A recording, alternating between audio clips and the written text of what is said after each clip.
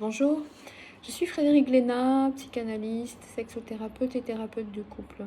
Je suis installée en cabinet libéral depuis 2008 à Romans-sur-Isère. J'accueille de façon individuelle des personnes, mais j'accueille aussi des personnes que j'accompagne dans des thérapies de couple. Et j'avais envie de faire cette petite vidéo aujourd'hui pour peut-être dédiaboliser un peu cette thérapie ou cette façon d'aller en thérapie. Pour la majorité des gens, j'entends beaucoup de croyances autour de cette question, d'aller travailler sa relation et d'aller porter son intimité face à quelqu'un qu'on ne connaît pas et qui va accompagner la problématique que le couple amène. Alors ma question aujourd'hui c'était peut-être de préciser quand est-ce qu'on doit aller en thérapie de couple et puis comment ça se passe. Donc quand est-ce qu'on doit aller consulter, c'est principalement pour deux raisons. Soit nous sommes dans, vous êtes, nous sommes, parce que je suis aussi en couple et j'ai aussi rencontré des difficultés.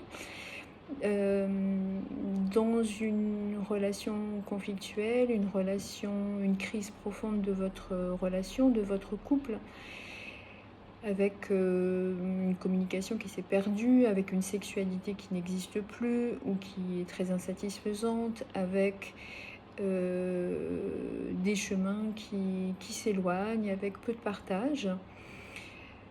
Et donc ça va être un peu le premier type de couple que je vais recevoir, hein. Et puis, je reçois aussi des couples qui vont bien, mais qui rencontrent une difficulté que je nommerais exogène, c'est-à-dire une difficulté un peu extérieure à la relation de couple, que ce soit une situation de chômage, une situation de maladie, une situation de départ en retraite, une situation de départ des enfants, de la famille, parce que les enfants grandissent et ils s'en vont, et que ça va demander au couple de retrouver un nouvel équilibre, hein.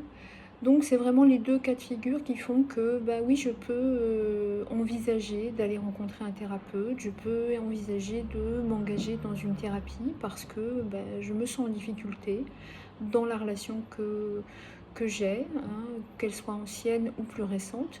Mais voilà. Alors le thérapeute, c'est pas un arbitre, c'est pas un avocat, c'est pas un éducateur.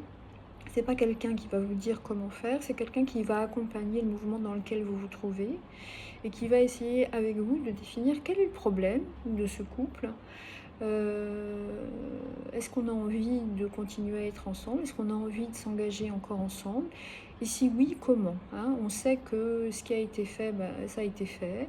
Et si vous êtes là, c'est que ça n'a pas forcément toujours très bien fonctionné. Donc l'idée, c'est vraiment de trouver les sources des difficultés qui sont les vôtres, de mettre de la conscience dessus pour vous permettre de modifier ça, de transformer ça.